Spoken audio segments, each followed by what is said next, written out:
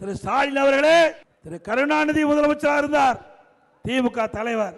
அவருடைய மறைவுக்கு பிறகு திரு ஸ்டாலின் முதலமைச்சர், அவர் திமுக கட்சியுடைய தலைவர்.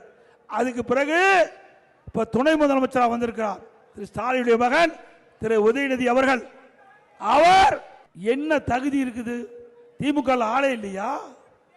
எப்பொழுது பார்த்தாலும் பேசுவார் ஸ்டாலின். எமர்ஜென்சியில மிசா சட்டத்தில் பள்ளிக்கும் பாம்புக்கும் இடையில எங்களை எல்லாம் சிறையிலே அடைத்தார் என்று. அப்படி துணை முதலமைச்சர் ஜெயிலுக்கு போனாரா? திமுக எத்தனை பேர் இருக்கிறாங்க ஜெயிலுக்கு போனவங்க? எத்தனை பேர் உழைத்து இருக்கிறாங்க? அவருக்கெல்லாம் துணை முதலமைச்சர் பதவி கிடைக்கல.